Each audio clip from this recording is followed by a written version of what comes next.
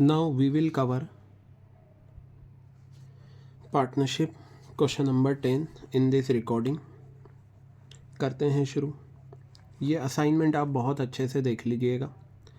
यहाँ पर कहा है असर्शन ए रीज़न आर।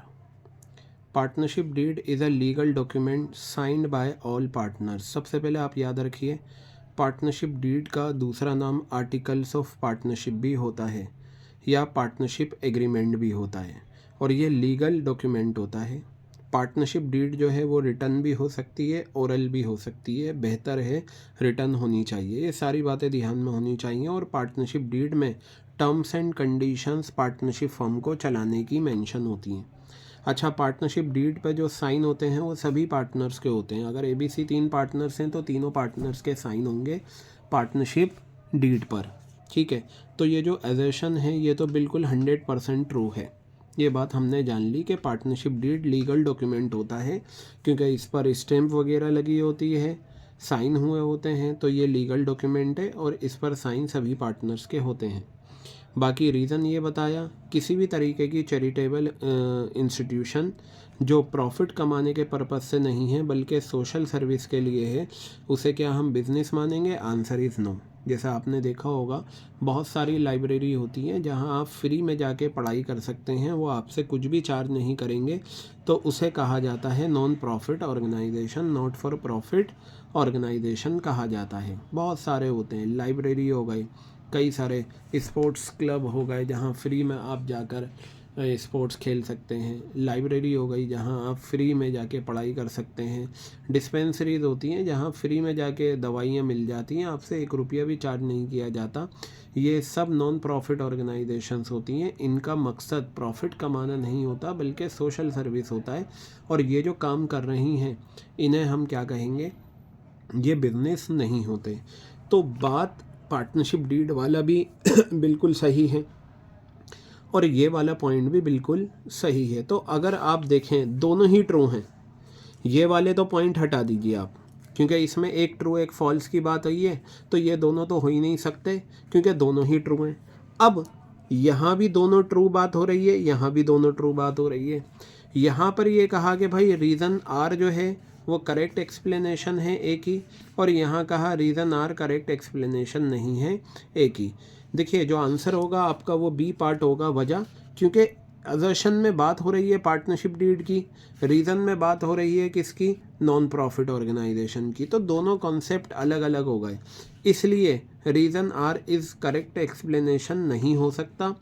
ये बी आंसर होगा। दोनों ट्रू हैं, ये बात तो बिल्कुल सच है, लेकिन जो रीज़न आर है वो करेक्ट एक्सप्लेनेशन नहीं है एक ही, क्योंकि रीज़न आर में बताया गया है नॉन प्रॉफिट ऑर्गेनाइजेशन और ए में बताया गया है दर्शन में पार्टनरशिप डीड, तो दोनों ही कॉन्सेप्ट अलग अलग हो जाते हैं। सो क्वेश्चन नंबर 10 का आंसर हमारा आया बी। अब हम बात करते हैं क्वेश्चन नंबर 11 की।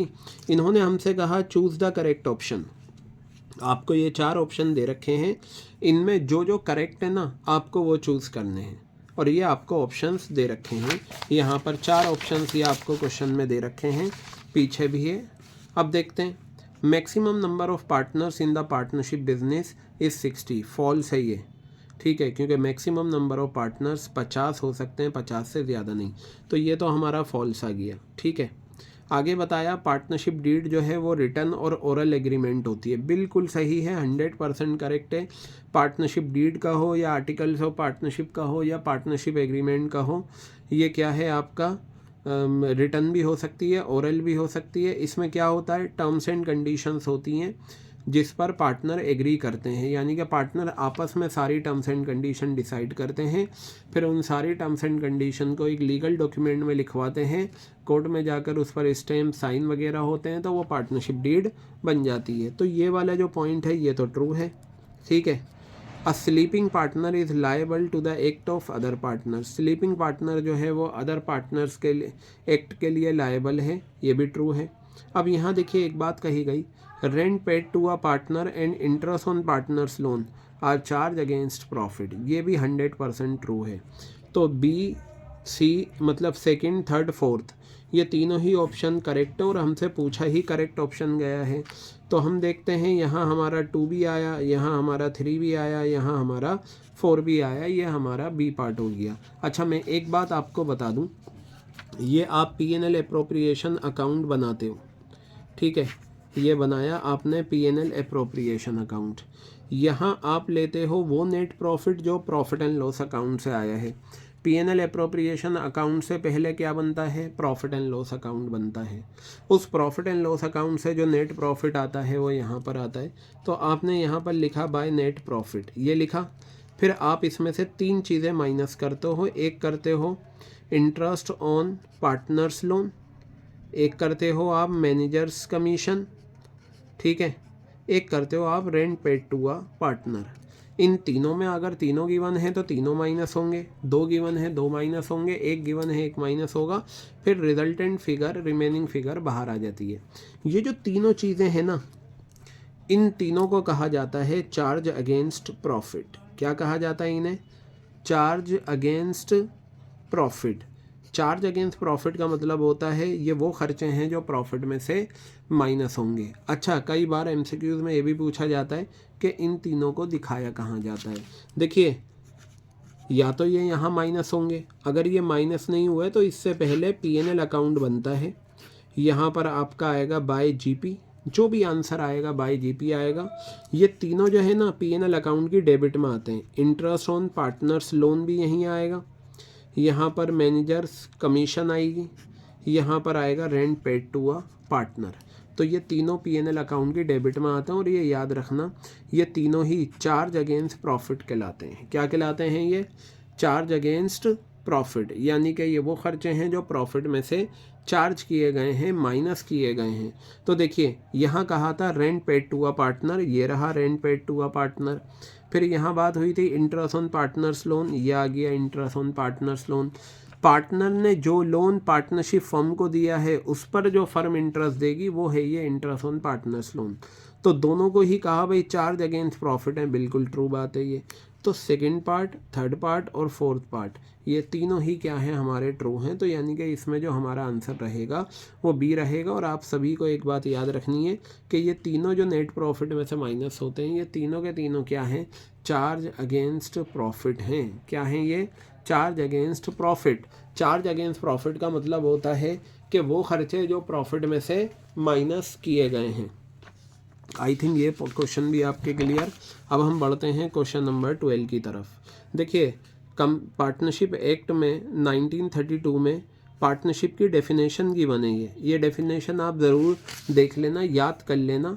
इसमें हमें सिर्फ ये बताना है कि पार्टनरशिप एक्ट के कौन से सेक्शन में ये डेफिनेशन दी गई है। तो याद रखना, सेक्शन 4 में ये डेफिनेशन बताई गई है। सेक्शन 4 में ये डेफिनेशन आती है पार्टनरशिप की, ठीक है, इसे याद रखना। अब इन्होंने हमसे ये पूछा कि ये बताइए नीचे जो आपको स्टेटमेंट गिवन है इसमें से कौन से करेक्ट हैं। हमारे पास 4 ऑप्शन है, ठीक है। क्या खाली सिर्फ थर्ड वाला करेक्ट है, या पहला और दूसरा करेक्ट है, या पहला दूसरा तीसरा करेक्ट है, या पहला दूसरा तीसरा चौथा करेक्ट है? ये तो हमें क्वेश्चन को पढ़कर ही पता चलेगा कि इनमें से कौन सा स्टेटमेंट सही है। यहाँ कहा the liability of a partner for acts of the firm is unlimited. Partners की जो लाइबिलिटी होती है वो अनलिमिटेड होती है, बिल्कुल सही बात है। देखिए, सोल प्रोपराइटरशिप में सोल प्रोपराइटर की लाइबिलिटी, पार्टनरशिप में पार्टनर्स की लाइबिलिटी अनलिमिटेड होती है। अनलिमिटेड का मतलब ये हो गया कि अगर पार्टनरशिप फर्म की असेट्स सफिशेंट नहीं है पार्टनरशिप की लाइबिलिटीज़ को पे करने के लिए, तो पार्टनर्स की पर्सनल असेट्स को बेचकर पार्टनरशिप फर्म की लाइबिलिटीज़ को पे किया जाएगा। इसे कहा जाता है पार्टनर्स की लाइबिलिटी क्या होती हैं? अनलिमिटेड। तो पहला स्टेटमेंट तो बिल्कुल करेक्ट है, यानी कि ट्रू है। आगे बताया private assets of a partner can also be use for paying the debts of the firm. बिल्कुल सही बात है, अभी तो समझाया मैंने। ये जो पार्टनर्स की लाइबिलिटी अनलिमिटेड होती है ना, इसका क्या मतलब होता है? वो दूसरा ऑप्शन है, यानी कि पार्टनर्स की पर्सनल असेट्स को बेचा जाएगा उधार वालों का पैसा पे करने के लिए। आई थिंक ये पॉइंट भी आपके clear.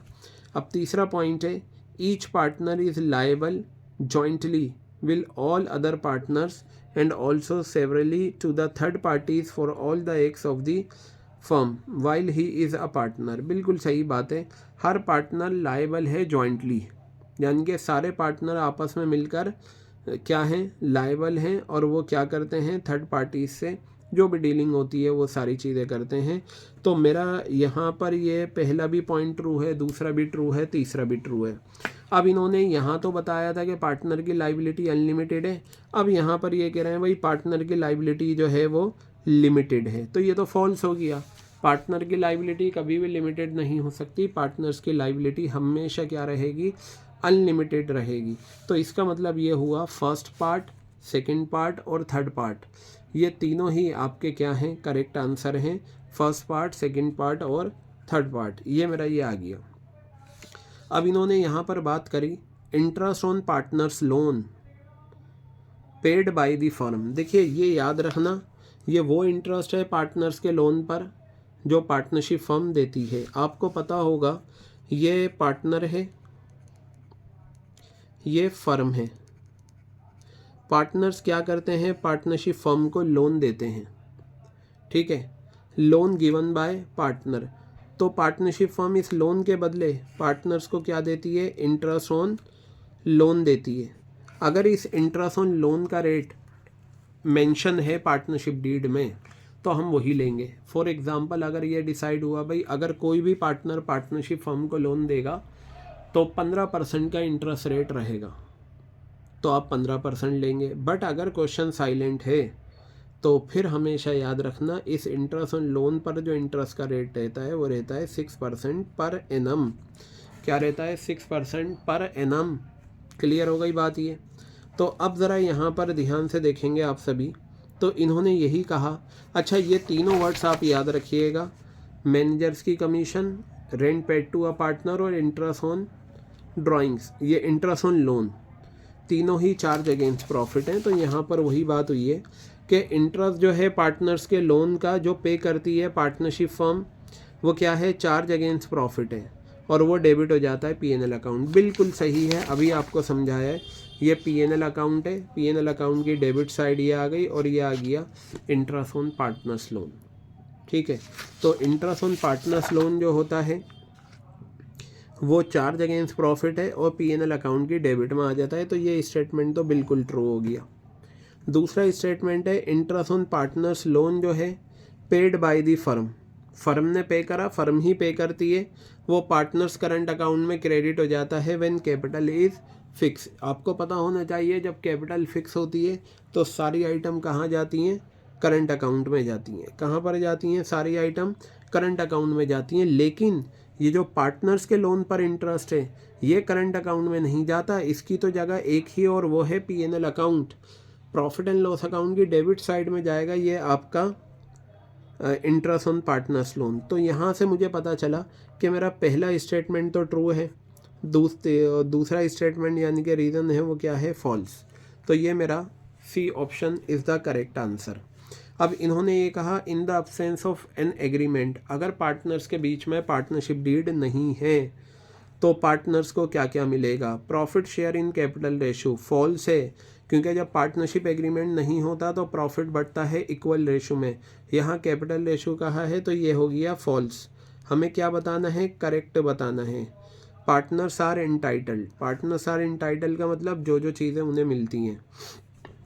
Commission for making additional sales, अगर पार्टनर, देखिए अब ये सारे पॉइंट्स जो आपको देखने हैं ना वो अब्सेंस ऑफ एन एग्रीमेंट देखते हैं, पार्टनरशिप डीड के अब्सेंस में देखने हैं ये सारे पॉइंट्स। अगर profit sharing ratio partnership agreement में नहीं लिखा हुआ तो इक्वल लेंगे, तो ये फॉल्स है, ठीक है। अगर पार्टनरशिप डीड में कमीशन के बारे में कुछ भी नहीं दे रखा तो हम कमीशन देंगे ही नहीं पार्टनर को, तो ये भी फॉल्स हो गया, ठीक है। अब सुने, interest on loan and advances by them to the firm, ठीक है। यहाँ पर ये कहा कि interest on loan and advances by them to the firm, अगर पार्टनरशिप एग्रीमेंट नहीं है तो जो लोन पार्टनर्स ने पार्टनरशिप फर्म को दिया है उस पर जो इंटरेस्ट ऑन लोन है क्या वो मिलेगा, आंसर इज़ यस। अगर पार्टनरशिप एग्रीमेंट नहीं है तो पार्टनर्स ने जो लोन दिया है पार्टनरशिप फर्म को उस पर 6% पर एनम के हिसाब से क्या मिलेगा, इंटरेस्ट मिलेगा, तो ये ट्रू है। फिर कहा salary for working extra hours, no no no, partner को जो सैलरी मिलेगी वो पार्टनरशिप एग्रीमेंट में मेंशन होती है। अब पार्टनर 2 घंटे काम करे, 4 करे, 5 करे या आए ना, ठीक है, अगर पार्टनरशिप डीड में लिखा हुआ है तो मालिक लोगों को अपने उस एम्प्लॉय को या जो भी है उसे आपको क्या करना होगा, देनी पड़ेगी। तो salary for working extra hours, no, नहीं मिलती, सैलरी ही नहीं मिलती तो एक्स्ट्रा आवर्स के लिए सैलरी क्या मिलेगी। इंटरेस्ट ऑन कैपिटल, नो, क्योंकि यहाँ पहले ही सेंटेंस में कह दिया in the absence of an agreement. अगर पार्टनरशिप एग्रीमेंट नहीं है तो बताइए कौन सी बात आपकी सही है, तो बस यही है, interest on loan and advances by them to the firm, यानी कि थर्ड ऑप्शन आपका बिल्कुल सही है। अब यहाँ पर बात आती है आपका क्वेश्चन नंबर 16 की। क्वेश्चन नंबर 16 है 1 जनवरी 2024 को एक पार्टनर ने advance a loan of ₹2 lakh to the firm. 1 जनवरी 2024 को एक पार्टनर ने 2 लाख रुपए का लोन दिया फर्म को। कितने का दिया, 2 लाख रुपए का। In the absence of agreement, agreement है ही नहीं, तो ये बताना है इंटरेस्ट ऑन लोन कितना बनेगा। तो मुझे ये बताइए आपका लोन का अमाउंट कितना है, 2 लाख रुपए आपका लोन का अमाउंट है। बताइए, क्लियर हो गई बात। अच्छा, अब यहाँ देखिए, यहाँ आपको इंटरेस्ट का रेट मेंशन नहीं है, क्यों, क्योंकि पार्टनरशिप एग्रीमेंट जो है वो एब्सेंस है। अभी मैंने आपको बताया कि अगर पार्टनरशिप डीड नहीं होती, पार्टनरशिप एग्रीमेंट एब्सेंट है, तो याद रखना इंटरेस्ट ऑन लोन हमेशा 6% पर एनम के हिसाब से देते हैं। तो यहाँ पर मैं 6% ले लूँगा, 6/100। क्लियर हो गई बात ये। अब यहाँ पर आपको मंथ्स कंसिडर करने होंगे, क्योंकि जो ड्राइंग्स का अमाउंट हुआ है 2 लाख रुपए वो 1 जनवरी 2024 को हुआ है। कब हुआ है ये ड्राइंग्स का अमाउंट, 1 जनवरी 2024, ठीक है। और आपको इंटरेस्ट ऑन ड्राइंग्स का इंटरेस्ट बताना है, इंटरेस्ट ऑन लोन का इंटरेस्ट बताना है 31 मार्च 2024। तो 1 जनवरी 2024 से 31 मार्च 2024 तक कितने महीने होते हैं, 3 मंथ्स। इन 3 महीनों का हम इंटरेस्ट ऑन लोन कंप्यूट करेंगे। तो 3 मंथ्स के लिए 3/12 हो गया, ये 2 ज़ीरो, ये 2 ज़ीरो आपके कैंसिल, ये 2 आ गया, ये आपका 1000 आ गया, तो ये आपका 3000 इज़ द आंसर। तो ये इस तरीके से आपका क्वेश्चन नंबर 16 हो जाता है सी पार्ट। अब हम आगे बढ़ते हैं।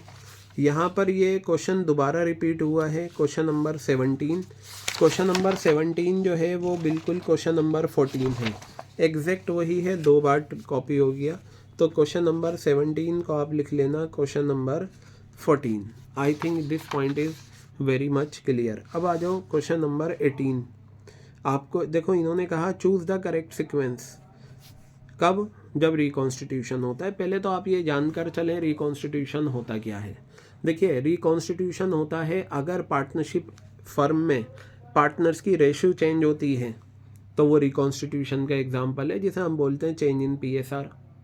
अगर पुरानी पार्टनरशिप फर्म में कोई नया पार्टनर आया है तो वो पार्टनरशिप फर्म है, PSR, ठीक है।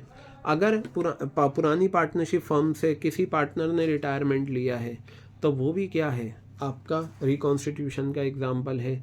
3 पार्टनर हैं, एक की डेथ हो गई तो 2 बचे, ये भी क्या है, रिकॉन्स्टिट्यूशन ऑफ पार्टनरशिप फर्म है, ठीक है। इसके अलावा भी 2 पॉइंट्स होते हैं। तो इन्होंने ये कहा कि अगर रिकॉन्स्टिट्यूशन होता है तो सीक्वेंस बताइए, पहले क्या होगा उसके बाद क्या होगा। तो ये क्वेश्चन आप बहुत अच्छे से देख लेना, क्वेश्चन नंबर 18। सबसे पहले क्या होता है, जब भी क्या होता है रिकॉन्स्टिट्यूशन होता है, तो सारी अनरिकॉर्डेड असेट्स को क्या किया जाता है, रिकॉर्ड किया जाता है, और अनरिकॉर्डेड लाइबिलिटीज़ की पेमेंट की जाती है। यानी कि अनरिकॉर्डेड असेट्स को रिकॉर्ड किया जाएगा और अनरिकॉर्डेड लाइबिलिटीज़ को पे किया जाएगा। चलो जी, ठीक है, ये आपका हो गया। अब उसके बाद हम क्या करेंगे, accumulated profit, accumulated losses partner में क्या करेंगे, बांट देंगे। यानी कि हमारी सीक्वेंस में सबसे पहले 2 आ गया, फिर हमारी सीक्वेंस में उसके बाद 4 आ गया। अब क्या होगा, हम क्या करेंगे, यहाँ थर्ड पार्ट बताया, calculation of adjusted closing capital balances, यानी कि जो कैपिटल एडजस्टमेंट है हम उसे करेंगे यहाँ पर। फिर लास्ट में क्या होगा, लास्ट में बनती है बैलेंस शीट, और बैलेंस शीट जो आती है, अगर फिगर बढ़ रही है असेट्स की तो बढ़ाकर दिखाओ, कम हो रही है, कम करके दिखाओ, तो इसे बोलते हैं रिवाइज वैल्यू। तो सबसे आखिर में आ जाएगा बैलेंस शीट। तो इस क्वेश्चन की सीक्वेंस तो आप याद ही रखना, ठीक है। अच्छा क्वेश्चन है ये, Z प्लस है, इसे आप अच्छे से तैयार करके चलना। अगेन देखिए आ गया ना फिर rent paid to a partner. भाई हमें पता है हम पार्टनर को रेंट पे करें, मैनेजर्स को कमीशन दें, इंटरेस्ट दें पार्टनर्स के लोन पर, ये तीनों की तीनों चार्ज अगेंस्ट प्रॉफिट होती हैं। क्या होती हैं ये तीनों की तीनों? Charge against profit. तो देखिए, और ये कहाँ शो होती हैं तीनों की तीनों? P&L अकाउंट की डेबिट साइड में। तो यहाँ लिखा हुआ है debit side of P&L account, ये हमारा आंसर आ गया। अब लास्ट क्वेश्चन है ये 20, choose the correct sequence. Correct sequence बतानी है जी for the of the following. इसे भी Z प्लस है, इसे भी अच्छे से तैयार करना। इन्होंने कहा interest on loan, distribution of divisible profit, transfer to general reserve, transfer of net profit, P&L appropriation. देखिए ध्यान से सुनिए, P&L अप्रोप्रिएशन से पहले बन रहा है P&L अकाउंट, वहाँ हम दिखाते हैं इंटरेस्ट ऑन लोन, क्योंकि P&L अप्रोप्रिएशन की क्रेडिट में नेट प्रॉफिट में से जो 3 चीज़ें माइनस होती हैं वही आज हम सीख रहे हैं। तो यहाँ पर देखिए choose the correct sequence of the following transaction. सबसे पहले P&L अकाउंट से आपका आएगा इंटरेस्ट ऑन लोन, फिर आप बताइए P&L अप्रोप्रिएशन की क्रेडिट में आप लिखते हो ना नेट प्रॉफिट, तो ये आ गया net profit, transfer of net profit to P&L appropriation, ठीक है। ये इंटरेस्ट ऑन लोन पहले से होता है क्योंकि ये आता है P&L अकाउंट से, और ये आपका आ गया P&L अप्रोप्रिएशन का पहला स्टेप आ गया। अब उसके बाद क्या होगा? कोई खर्चा कोई इनकम नहीं है, जनरल रिजर्व को हम क्या करेंगे? बांट देंगे, जनरल रिजर्व में ट्रांसफ़र कर देंगे, नेट प्रॉफिट में से निकालते हैं ना। तो ये मेरा पहला नंबर हो गया, ये मेरा दूसरा नंबर हो गया, ठीक है, फोर्थ वाला, और जनरल रिजर्व में ट्रांसफ़र कर देंगे। फिर लास्ट होता है डिविजिबल प्रॉफिट को बांट देना। तो सीक्वेंस बनेगी, पहला ऑप्शन आएगा फर्स्ट, ये रहा, दूसरा ऑप्शन आएगा फोर्थ, ये रहा, तीसरा देखिए डिविजिबल प्रॉफिट सबसे आखिरी स्टेप है, इसके बाद कुछ नहीं होता। तो मैंने डिविजिबल प्रॉफिट को कहाँ रखा? फोर्थ पर रखा, और डिविजिबल प्रॉफिट का सीक्वेंस नंबर है 2, और ये आपका जनरल रिजर्व में ट्रांसफ़र करा थर्ड पार्ट। तो ये आपका क्वेश्चन नंबर 20 आ गया। तो ये जो करेक्ट सीक्वेंस वाले क्वेश्चन है ना, ये भी अक्सर आ रहे हैं। कुछ सीक्वेंस ऐसी हैं जो आप इजीली याद कर सकते हो, कुछ सीक्वेंस ऐसी हैं जहाँ पर आपको उस चीज़ को बहुत ज़्यादा रिपीट करना होगा। तो ये हमने पार्टनरशिप डीड से रिलेटेड क्वेश्चंस कवर करे इस रिकॉर्डिंग में।